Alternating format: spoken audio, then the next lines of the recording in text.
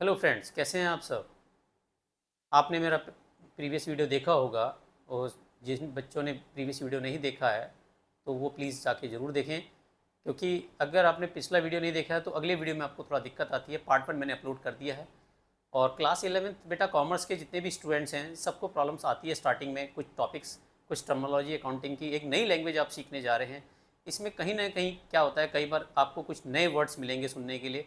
कई बार उस वर्ड्स का मीनिंग कुछ और है, आपने बचपन में कुछ और पढ़ा है। जैसे ड्राइंग का मीनिंग कॉमर्स में होता है पर्सनल यूज़ के लिए विड्रॉ करना, लेकिन आपने बचपन में पढ़ा है ड्राइंग का मतलब पेंटिंग करना। तो ऐसी कई सारे वर्ड्स आपको देखने के लिए बीच बीच में मिलेंगे। तो बेटा अगर कहीं दिक्कत आती है तो आप मुझे कमेंट बॉक्स में लिख सकते हैं और मैं उनके ज़रूर रिप्लाई करूँगा। तो मिलते हैं अपने YouTube channel बलोनी sir commerce classes, और आप मुझे इंस्टाग्राम पे भी फॉलो कर सकते हैं सेम नाम से ही, बलोनी सर कॉमर्स क्लासेस के नाम से ही। जिन स्टूडेंट्स ने अभी तक चैनल सब्सक्राइब नहीं किया है प्लीज़ मेरे चैनल को सब्सक्राइब जरूर करें। मुझे मोटिवेशन मिलता है आपके लिए अच्छे अच्छे वीडियो लाने के लिए, मैं ये ज़रूर करता हूँ। और लाइक और सब्सक्राइब में किसी का पैसा नहीं लगता, लेकिन लाइक सब्सक्राइब करने से मुझे मोटिवेशन मिलता है। मैं आपके लिए आने वाले समय में और अच्छे अच्छे वीडियो लेके आऊँगा। आप अकाउंट्स के मैं आपको पूरे बेसिक्स क्लियर कराऊंगा। बेटा 27 ईयर से मैं अकाउंटेंसी पढ़ा रहा हूँ, तो इस अकाउंटेंसी में आपकी कहीं भी कोई प्रॉब्लम आने वाली नहीं है। आपको यही चीज़ें सारी घर बैठे बहुत आसान उसमें मिल जाएंगी। वीडियो को स्किप बिल्कुल मत करना, कोई भी स्किप करोगे कोई ना कुछ चीज़ निकल जाएगी। आप आराम से देखें, क्योंकि आपके पास इतना ज़्यादा समय की लंबी वीडियो नहीं होती, 15 से 20 मिनट की मुश्किल से वीडियो होती हैं। और आप अगर देखते हैं तो आपको डेफिनेटली हर एक चीज़ का फ़ायदा मिलता है। तो स्टार्ट करते हैं। फर्स्ट वीडियो में मैंने आपको अकाउंटिंग की डेफिनेशन से लेके अकाउंटिंग की स्टार्टिंग, अकाउंटिंग के फीचर्स, कैरेक्टरिस्टिक्स, इनके बारे में मैंने इन्फॉर्म किया था। अब सर अकाउंटिंग का अगला सेकंड पार्ट जो मेरा आज ये टॉपिक कंप्लीट करूंगा, चैप्टर 1 मेरा पूरा कंप्लीट हो जाएगा। थ्योरी का पूरा चैप्टर आज मेरा कंप्लीट होगा। एग्जाम में इनसे रिलेटेड क्वेश्चंस कई पूछते हैं, क्योंकि ये स्टार्टिंग के टॉपिक हैं, बेसिक्स हैं, फीचर्स हैं, ये सबको पता होने चाहिए। तो आज हम पढ़ने जा रहे हैं कि सर अकाउंटिंग में क्या है, सब बुक कीपिंग क्या है, अकाउंटिंग क्या है, अकाउंटेंसी। देखो कुछ लोग अकाउंटिंग को भी सेम मीनिंग समझ लेते हैं, कुछ लोग अकाउंटेंसी का मीनिंग भी सेम समझ लेते हैं, कुछ लोग बुक कीपिंग का मीनिंग भी सेम समझ लेते हैं, लेकिन ये तीनों ही अलग अलग हैं। तो अगर हम बुक कीपिंग को समझते हैं तो बुक कीपिंग हमारी फर्स्ट स्टेज होती है, उसके बाद नेक्स्ट स्टेज होती है हमारी अकाउंटिंग, उसके बाद नेक्स्ट स्टेज होती है अकाउंटेंसी। सर ये तीनों बड़ा कॉम्प्लिकेटिव हो रहा है, थोड़ा सा समझते हैं क्या है। और आप इस वीडियो को पॉज करके स्क्रीनशॉट भी ले सकते हैं और अपने नोट्स भी बना सकते हैं। तो शुरू करते हैं, स्टार्ट। तो बुक कीपिंग क्या है? Book keeping is an art of recording business dealing in a set of books. मतलब अगर आप देखते हैं कि बुक कीपिंग क्या है, हमारी आर्ट ऑफ रिकॉर्डिंग है।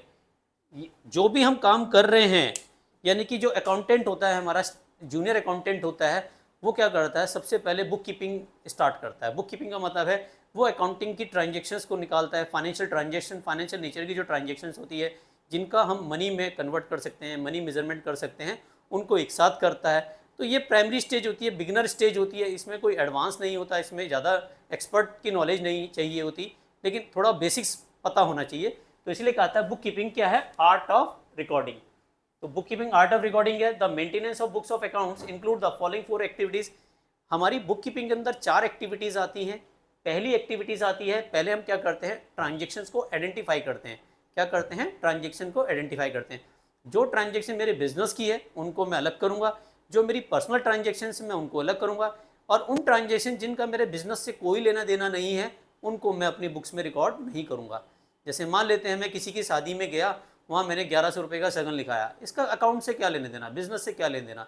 लेकिन अगर यही अमाउंट मैंने बिजनेस से विड्रॉ किया, उसके बाद कहीं मैंने अपने फैमिली फंक्शन में या किसी फ्रेंड्स के फंक्शन में उसको मैंने पैसे को दिए हैं या किसी को पर्सनल गिफ्ट किए हैं, तो ये मेरी पर्सनल उसमें आ जाएंगे, यानी कि ये ड्राइंग्स में माने जाएंगे। जो बिजनेसमैन अपने पर्सनल यूज के लिए बिजनेस से विड्रॉ करता है उस अमाउंट को हम कहते हैं ड्राइंग्स। आई होप समझ में आ गया होगा। तो फर्स्ट स्टेज में क्या होता है, जो हमारा जूनियर अकाउंटेंट होता है, जो बुक कीपिंग होती है वो जूनियर अकाउंटेंट मेंटेन करता है, और अकाउंटिंग जो होता है वो सीनियर अकाउंटेंट मेंटेन करता है।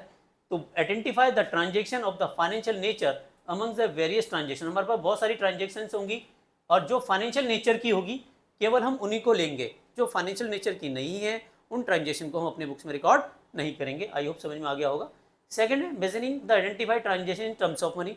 ऐसी ट्रांजेक्शन जिनका मनी टर्म में है उन्हीं को आइडेंटिफाई करेंगे, जिनका मनी से कोई लेना देना नहीं है उनको हम आइडेंटिफाई नहीं करते, उनको अपनी बुक्स में नहीं लिखते। सर ये ट्रांजेक्शन कैसी होती हैं? जैसे मैं किसी को अपॉइंटमेंट लेटर दे रहा हूँ, कि भैया आपको 50,000 सैलरी दूंगा, मैं आपकी दुकान से सामान खरीदूंगा, तो इसकी कोई एंट्री नहीं होगी, क्योंकि यहाँ पे कोई मनी का लेन देन नहीं हुआ है, ट्रांजेक्शन पैसे में नहीं हुआ है। जब उसका ट्रांजेक्शन पैसे में नहीं हुआ तो फिर उसकी एंट्री नहीं करेंगे। ठीक है, मैं किसी को वो कह रहा हूँ कि भैया आप मेरे यहाँ जॉब करेंगे तो मैं आपको 20,000 रुपये की सैलरी दूंगा, ना तो उसने जॉब की ना मैंने 20,000 सैलरी दी, तो ऐसी ट्रांजेक्शन को मैं बिजनेस में रिकॉर्ड नहीं करूँगा।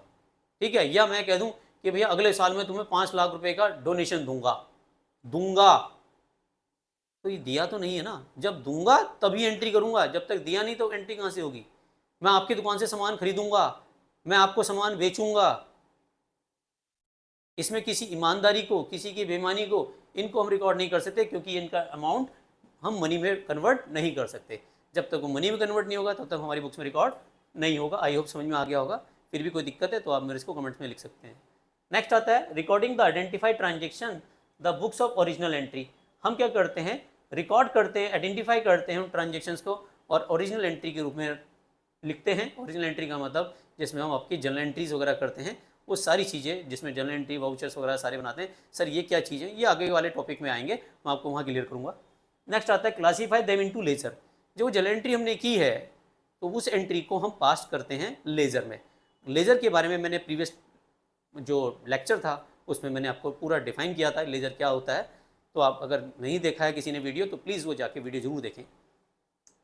अब आता है book keeping the function of routine and clerical nature. मैंने आपको बताया था बुक कीपिंग क्या है, हमारा क्लेरिकल नेचर का है and can be to perform a person having the limited knowledge. जिसके पास ज़्यादा नॉलेज नहीं होती है, कम नॉलेज वाला व्यक्ति भी बुक कीपिंग को स्टार्ट कर सकता है। And accounting at present this function increasing done by the computer. आज की डेट में ये सारे फंक्शंस कंप्यूटर करते हैं। आपने टैली नाम का सॉफ्टवेयर सुना होगा वो भी स्टार्टिंग वाला, उसे कोई भी बना सकता है। उसमें एक बार सारी डाटा फीड कर दिए जाते हैं और कम नॉलेज वाला व्यक्ति भी उसकी एंट्रियाँ पास कर सकता है। तो आई होप कि बुक कीपिंग समझ में आ गई होगी। तो बुक कीपिंग की 4 स्टेज होती है। सबसे पहले आइडेंटिफाई करना ट्रांजेक्शन को, फिर उनको क्या करते हैं टर्म्स ऑफ मनी में कन्वर्ट करना, फिर उनको ओरिजिनल एंट्री में लिखना, फिर उनको लेजर में पोस्ट करना। ये चारों स्टेज हमारी क्या हो जाती है, बुक कीपिंग हो जाती है। और बुक कीपिंग क्या है, क्लेरिकल नेचर है, रूटीन नेचर का आता है, फर्स्ट स्टेज होती है। और यहाँ पे हमारी बुक कीपिंग कंप्लीट होती है। जहाँ बुक कीपिंग कंप्लीट होती है वहाँ से अकाउंटिंग स्टार्ट होती है। यानी कि हमारी बुक कीपिंग कंप्लीट हुई, अगली स्टेज जो आती है वो आती है अकाउंटिंग की। अकाउंटिंग हमारी सेकंड स्टेज होती है। इसमें थोड़ा सा एक्सपर्ट नॉलेज चाहिए, क्योंकि accounting start where bookkeeping is end. देखें मैंने आपको कहा कि अकाउंटिंग क्या है, स्टार्ट होती है वहाँ पे बुक कीपिंग जहाँ पे ख़त्म होती है। इसमें ये एक्टिविटीज़ आती हैं कि जब आपने जर्नल एंट्री कर ली, उनकी लेजर में पोस्टिंग कर ली, यानी कि उसकी अगली स्टेज क्या आ गई, अकाउंटिंग। अकाउंटिंग क्या करता है, समराइज करता है सारी ट्रांजेक्शन्स को, ट्रायल बैलेंस में लिखता है और फिर उनसे trading and profit and loss बनाता है। वो जानना चाहता है कि हमारे ड्यूरिंग द ईयर बिजनेस में प्रॉफिट कितना हुआ और लॉस कितना हुआ। एनालिसिस करता है, इंटरप्रिटेट करता है रिजल्ट्स को। इन अदर वर्ड्स में कहें तो वो बताता है कि हमारे प्रॉफिट कितने हुए और बैलेंस शीट्स में क्या क्या फिगर्स आएंगी, यानी कि हमारे पूरे ड्यूरिंग द ईयर हमने कितने का सामान बेचा, कितना खरीदा, क्या क्या खर्चे किए, क्या क्या इनकम्स हुई, सबके एक जगह रिकॉर्ड करता है, उसमें प्रॉफिट कैलकुलेट करता है। So the financial position of the business is called balance sheet. जितनी भी फाइनेंशियल पोजीशन है वो बैलेंस शीट से पता चलती है हमारी। उसके बाद कम्युनिकेट करता है इन्फॉर्मेशन जो भी इंटरेस्टेड पार्टीज़ हैं। सर इंटरेस्टेड पार्टीज़ कौन कौन सी होती हैं, अगर मैं आपको बताऊं, इंटरेस्टेड पार्टी का मतलब है ये देखो, ये है यूज़र ऑफ अकाउंटिंग कि इंटरनल यूज़र भी होते हैं हमारे बिजनेस के, एक्सटर्नल यूज़र भी होते हैं। इंटरनल यूज़र जो बिजनेस चलाते हैं, जो बिजनेस के अंदर आते हैं, वह है ऑनर जो मालिक है फर्म का, और दूसरा आता है मैनेजमेंट जो इस बिजनेस को ऑपरेट करता है। तो एक्सटर्नल यूज़र में कौन कौन आएंगे, जिनका इंटरेस्ट हमेशा बना रहता है, जो हमारे बिजनेस में इन्वेस्टर्स होते हैं, जो हमारे बिजनेस में जिन्होंने उधार सामान बेचा है हमें, क्रेडिटर्स, लेंडर जिसने हमारे बिजनेस को लोन दिया है जैसे बैंक वगैरह, फाइनेंशियल इंस्टीट्यूशंस हो जाते हैं, जो हमारे यहाँ कर्मचारी काम करते हैं, गवर्नमेंट है, टैक्स अथॉरिटीज़ हैं, ये सभी लोगों का इंटरेस्ट हमारे बिजनेस में बना रहता है। इसमें इसको हमने यूज़र ऑफ अकाउंटिंग में भी समझा दिया। यूज़र 2 तरह के होते हैं, एक इंटरनल यूज़र होता है, एक एक्सटर्नल यूज़र होता है। तो सर यहाँ पे जो मैं समझा रहा था इस पॉइंट को, वो ये था कि जो इंटरेस्टेड पार्टी कौन कौन सी है, इंटरनल यूज़र और एक्सटर्नल यूज़र, तो हम उसको ये इन्फॉर्मेशन फॉरवर्ड कर देते हैं। सर आई होप क्लियर हो गया होगा। द लास्ट आता है अकाउंटेंसी। ये सर अकाउंटिंग और अकाउंटेंसी में क्या अंतर है बेटा, जहाँ अकाउंटिंग खत्म होती है यहाँ से अकाउंटेंसी भी स्टार्ट हो जाती है। अकाउंटेंसी के लिए चाहिए बिल्कुल एक्सपर्ट नॉलेज, जो आपने सीए का नाम सुना होगा, चार्टर्ड अकाउंटेंट, वो इसमें आ जाता है। जो बिल्कुल अकाउंटिंग के रूल्स रेगुलेशन, अकाउंटिंग के प्रिंसिपल्स, नियम कानून के दायरे में काम करता है। अगर आप कोई गलत करते हैं तो वो आपको आगाह करता है, आपको रिपोर्ट में बताता है कि ये चीज़ आपने गलत की है, इसको आप सही कीजिए। It refer to systematic knowledge. देखो क्या कहा इसने, सिस्टमेटिक नॉलेज की बात हो रही है, यानी कि आप अकाउंटिंग के प्रिंसिपल्स और उसकी टेक्निक्स को जानते हैं। उसके प्रिंसिपल्स क्या हैं, उसकी टेक्निक्स क्या हैं। इसका चैप्टर नंबर 3 है, मैं आपको फिर इसकी क्लास लूँगा, तो वहाँ पे आपको इसके अकाउंटिंग के सारे प्रिंसिपल बताऊँगा, जहाँ पे आप प्रिंसिपल को समझना करेंगे।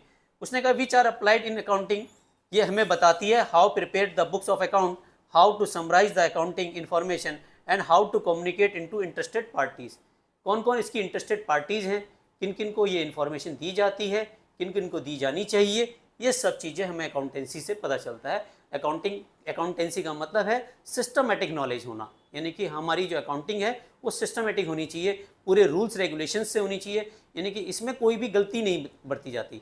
और इसको हम कहते हैं परफेक्ट अकाउंटिंग। या बुक कीपिंग में गलती हुई समझ में आती है, अकाउंटिंग में गलती समझ में आई, अकाउंटेंसी में गलती नहीं होनी चाहिए, क्योंकि ये क्या होती है, पूरा सिस्टमेटिक रिकॉर्ड होता है, हर एक चीज़ नियम कानून के दायरे में रह के काम करता है, पूरा साइंटिफिकली मेथड होता है, ये साइंटिफिकली प्रूफ होता है ये। आई होप कि समझ में आ गया होगा।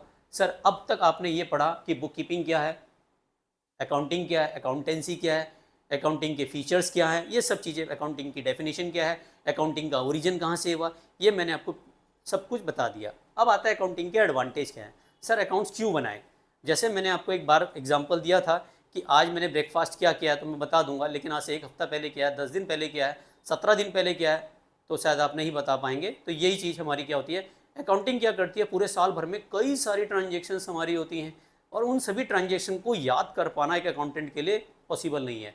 तो वो क्या करता है, सारी ट्रांजेक्शन को रिकॉर्ड करता है, तो यही तो उसका फ़ायदा है। तो अकाउंटिंग का सबसे पहला फ़ायदा है रिकॉल ऑफ द मेमोरी, शायद मेरे यहाँ नहीं लिखा है लेकिन आप समझ सकते हैं, रिकॉल ऑफ मेमोरी, यानी कि अकाउंटिंग हमारी की मेमोरी को क्या करता है, रिकॉल करता है। तो उसके बाद सेकंड एडवांटेज यहाँ के हिसाब से समझते हैं, तो ये फर्स्ट ही समझ लो, इसको 8 समझ लेना, रिकॉल ऑफ मेमोरी को। हेल्प इन कंट्रोलिंग, अकाउंटिंग हमारी को क्या करता है, कंट्रोलिंग करता है, फ्रॉड डिटेक्ट करता है, अगर कोई गलत हो रहा है तो उसको बताता है, कोई मिसयूज़ हो रहा है तो वो उसको बताता है, क्योंकि अकाउंटिंग हमारा क्या होता है, इसका सबसे बड़ा फ़ायदा ये है वो पूरा सिस्टमेटिक्स काम करता है, वो कोई आधे अधूरे में काम नहीं करता। इसीलिए अकाउंटिंग में सबसे बड़ा फ़ायदा क्या है, कंट्रोलिंग का होता है। तो कंट्रोलिंग कैसे होता है कि मैनेजमेंट ये जानना चाहता है कि उसके पास ओवर पेंडिंग कितने हैं, कितना उसने खर्चा किया है, कहाँ कहाँ ऐसा इन्वेस्ट किया है, इसकी सारी चीज़ें इन्फॉर्मेशन उसको अकाउंटिंग में मिल जाती है। अगर किसी से ज़्यादा उधार दिया है तो उसको कंट्रोल किया जाता है। ये सब चीज़ें इन्फॉर्मेशन हमें अकाउंटिंग के एडवांटेज में मिल जाती है। सेकंड आता है provide complete and systematic record, क्योंकि जो अकाउंटिंग के रिकॉर्ड होते हैं वो सारे सिस्टमेटिक होते हैं, साइंटिफिकली होते हैं, नियम कानून के अंतर्गत होते हैं, अकाउंटिंग के प्रिंसिपल्स के अंतर्गत होते हैं, इसलिए हम इसमें गलती नहीं कर पाते। और सबसे बड़ा फायदा अकाउंटिंग का यही है कि अकाउंट हमारे मैथमेटिकली प्रूफ करता है, एक्यूरेसी को प्रूफ करता है। इसमें जितनी अमाउंट से हम उसको डेबिट करते हैं उतनी अमाउंट से उसको क्रेडिट करते हैं। सर डेबिट क्रेडिट समझ में नहीं आया, इसको अगली क्लास में समझाऊंगा, पर आप इतना समझे कि मैंने अगर आपको 500 दिए हैं तो आपके पास 500 ही तो आएंगे, 480 तो नहीं पहुंचेंगे ना। तो जो जितना अमाउंट दे रहा हूँ उतना ही अमाउंट मैं लूँगा, इसका मतलब उतनी वैल्यू का सामान मेरे पास आएगा, उतनी वैल्यू का उतने पैसे मेरे पास से जाएंगे। तो ये पूरा सिस्टमेटिक प्रूफ होता है। नेक्स्ट आता है information regarding profit and loss. Profit and loss के रिगार्डिंग जो भी मेरी इन्फॉर्मेशन है वो सब अकाउंटिंग मुझे बताता है, ये सबसे बड़ा एडवांटेज है अकाउंटिंग का। फिर अगर आप देखते हैं इन्फॉर्मेशन रिगार्डिंग फाइनेंशियल पोजीशन, मेरे बिजनेस की फाइनेंशियल पोजीशन क्या है, भाई आज के डेट में मेरे पास कितनी एसेट्स हैं, कितनी मेरी प्रॉपर्टीज़ हैं, कितनी मेरी लाइबिलिटीज़ हैं, ये सारी चीज़ें मुझे बताता है अकाउंटिंग। नेक्स्ट आता है हमारा एविडेंस इन लीगल मैटर। अब कोर्ट में प्रेजेंट अकाउंटिंग हमारी अगर बना रखी है, प्रॉपर बिलिंग हो रखी है, तो ये कोर्ट में हमारे को फ़ायदा देता है। अगर कोई हमारे पास झूठा क्लेम करता है तो हम अकाउंटिंग को प्रेजेंट कर सकते हैं, देखिए सर हमारी बिलिंग इतने की हुई थी, ये गलत बिल प्रेजेंट कर रहा है या गलत अमाउंट से हमारे पे वो लगा रहा है। तो अकाउंटिंग इस चीज़ में हेल्प करती है। कई बार गवर्नमेंट नोटिस भेजती है, टैक्स अथॉरिटी नोटिस भेजती है कि भैया आपको ज़्यादा मुनाफा हुआ है, आपने कम दिखाया है, तो आप अपने अकाउंट्स को प्रेजेंट कर सकते हैं कि भैया हमने अपने ये बनाया, ये एक्चुअल पोजीशन है, ये हमारी बिलिंग है। तो वहाँ पे गवर्नमेंट जो आपके वेरीफाई करती है तो आप सही पा जाते हैं। तो अकाउंटिंग का सबसे बड़ा बेनिफिट ये भी आपको मिलता है। नेक्स्ट आता है फैसिलिटेट सेल ऑफ बिजनेस। अगर आप अपने बिजनेस को बेचना चाहते हैं तो कैसे बेचेंगे, कैसे पता चलेगा कि आज की डेट में आपकी बिजनेस की वैल्यू क्या है। डेफिनेटली अकाउंटिंग अगर आपने बनाई है तो आपको पता चल जाएगा कि कितने सालों से आपका बिजनेस चल रहा है, कितनी आज इसकी एसेट्स है, कितनी उसकी आज की डेट में वैल्यू है, आपका प्रॉफिट ग्रोथ में है, प्रॉफिट कितना बढ़ रहा है ना, तो आज की डेट में मार्केट में उसकी क्या वैल्यू है, ये सब आपको पता चल पाता है प्रॉपर अकाउंटिंग से। देन लास्ट आता है रेजिंग ऑफ लोन्स, हेल्प करता है आपको लोन लेने में। अगर आप फाइनेंशियल इंस्टीट्यूशन से, बैंक से या किसी फाइनेंशियल इंस्टीट्यूशन से लोन लेना चाहते हैं, आपको पैसे की ज़रूरत है, तो अकाउंटिंग को देख के ही वो देगा, आपकी बैलेंस शीट्स को देख के ही देगा वो लोन। आपकी प्रॉपर्टी कितनी है, उसके एवरेज में आपको कितना लोन दिया जाना चाहिए, ये सब आपको अकाउंटिंग से ही हेल्प मिलती है। अब यहाँ तक तो आपने इसकी एडवांटेज समझे, पर लिमिटेशन भी इसके पैरेलल में चलती है। तो लिमिटेशन भी है, इनकम्प्लीट इन्फॉर्मेशन। अकाउंटिंग आपको कंप्लीट इन्फॉर्मेशन नहीं दे पाता। सर अभी तो आपने सारे अकाउंटिंग के फ़ायदे बताए, अब अचानक ही लिमिटेशन में ये इनकम्प्लीट इन्फॉर्मेशन क्या है? इनकम्प्लीट इन्फॉर्मेशन का मतलब है अकाउंटिंग सिर्फ मॉनेटरी टर्म्स को यूज़ करता है, बाकी किसी को यूज़ नहीं करता। तो यहाँ पे क्या है, सारी इन्फॉर्मेशन हमारे पास नहीं आ पाती, क्योंकि अकाउंटिंग जो होता है हमारा हिस्टोरिकल बेस्ड होता है। इसमें एक्चुअल प्रॉफिट और बिजनेस को हम नहीं कर सकते। कई बार हम क्या कहते हैं, बिजनेस अगर हम बात करते हैं, accounting statement provide only incomplete information because the actual profit और loss of a business can be known only when the business is closed down. अगर हम बिजनेस को बंद कर रहे हैं तभी हमें पता चल पाएगा कि बिजनेस में एक्चुअल में क्या है। तो ये सबसे बड़ी इन्फॉर्मेशन हमको मिसिंग हो जाती है कि अगर मान लेता हूँ मैं आज अपना बिजनेस बंद करना चाहता हूँ, तो आज की डेट में मेरे को बिजनेस में प्रॉफिट है, लॉस है, ये सारी इन्फॉर्मेशन मुझे एकदम नहीं मिल पाएंगी। Omission a qualitative information that is can be express in terms of money. ये सिर्फ मनी टर्म्स को रिकॉर्ड करता है, किसी की ईमानदारी को नहीं बताता, किसी की कामचोरी को नहीं बताता, ठीक है ना। हमारे यहाँ बिजनेस में कितने निकम्मे हैं उनके बारे में कोई इन्फॉर्मेशन ये नहीं देता, तो ये भी इन्फॉर्मेशन क्वालिटी टर्म में नहीं आ पाती। Based on historical cost, accounting की एक तीसरा ड्रॉबैक ये है कि ये हिस्टोरिकल कॉस्ट पर बेस करता है। सर हिस्टोरिकल कॉस्ट क्या है? अब मान लेते हैं आज से 10 साल पहले मैंने एक प्लांट लिया, तो उसकी वैल्यू आज की डेट में बहुत कम हो गई होगी, उस समय कुछ और वैल्यू रही होगी। 10 साल पहले मैंने एक ज़मीन खरीदी, मान लेते हैं 10 लाख की, आज उसकी कीमत 70 लाख है, लेकिन अकाउंट्स की बुक्स में वो 10 ही लाख रहेगी। तो ये भी अकाउंटिंग की सबसे बड़ा ड्रॉबैक है कि अकाउंटिंग क्या होती है, हिस्टोरिकल कॉस्ट पे बेस्ड होती है। आज उसकी रिवाइज वैल्यू मेरी बुक्स में नहीं होगी, वो वैल्यू वो होगी जो मैंने जिस रेट पे उसको खरीदा है। ये अकाउंटिंग का सबसे बड़ा ड्रॉबैक है। फिर आता है इफेक्टेड बाय विंडो ड्रेसिंग। बेटा ये विंडो ड्रेसिंग का मतलब कुछ और समझ मत लेना। विंडो ड्रेसिंग का मतलब होता है अकाउंट्स को मैनिपुलेट भी किया जा सकता है, क्योंकि अकाउंटिंग में क्या होता है, हम प्रॉफिट को अपनी तरफ से हिसाब से बढ़ा सकते हैं, घटा सकते हैं, कैश ट्रांजेक्शन को दिखा सकते हैं, जो चीज़ नहीं है प्रॉफिट को ज़्यादा दिखा देते हैं। तो ये हमारे हाथ में मैनिपुलेट होता है। तो ये अकाउंटिंग की विंडो ड्रेसिंग है। विंडो ड्रेसिंग का मतलब है मैनिपुलेशन ऑफ अकाउंटिंग, प्रॉफिट को ज़्यादा दिखाना, डेप्रिसिएशन को ज़्यादा लगाना, प्रॉफिट को कम दिखाना ताकि गवर्नमेंट को टैक्स कम से कम दिया जा सके। ये अकाउंटिंग की विंडो ड्रेसिंग है। ये सबसे बड़ी लिमिटेशन है जो एक्चुअल पोजीशन को हमें नहीं बता पाती। और चैप्टर 1 मेरा कंप्लीट होता है। और अगर आपको इससे रिलेटेड कोई प्रॉब्लम्स आती है तो प्लीज़ मुझे कमेंट ज़रूर करें, और अगली वीडियो में मैं आपको अकाउंटिंग की टर्मिनोलॉजी को बताऊंगा, जिसमें अकाउंटिंग के सारे टर्म्स आएंगे, जिसमें अकाउंटिंग की जैसे आप कहते हैं ना वो डिक्शनरी, वो सारी चीज़ें सीखेंगे। Sales, purchase, profit, loss, balance sheet, fix assets, current assets, इनके बारे में सारी इन्फॉर्मेशन मैं अगली वीडियो में देने वाला हूँ। और आपके न्यूमेरिकल्स तब तक इनके बिना अधूरे हैं, तो प्लीज़ जिन्होंने वीडियो नहीं देखी सीधा न्यूमेरिकल वाली वीडियो पे ना जाना, सबसे पहले ये वीडियो जरूर देखना। इनके बारे में मैं हर सारी इन्फॉर्मेशन आपको दूंगा। और जो मेरे चैनल पे नए आए हैं प्लीज़ मेरे चैनल को सब्सक्राइब जरूर करें, लाइक करें, कमेंट्स करें, और इंस्टाग्राम पे भी मुझे फॉलो कर सकते हैं बलोनी सर कॉमर्स क्लासेस पे। Thank you for watching बलोनी sir commerce classes. Love you all.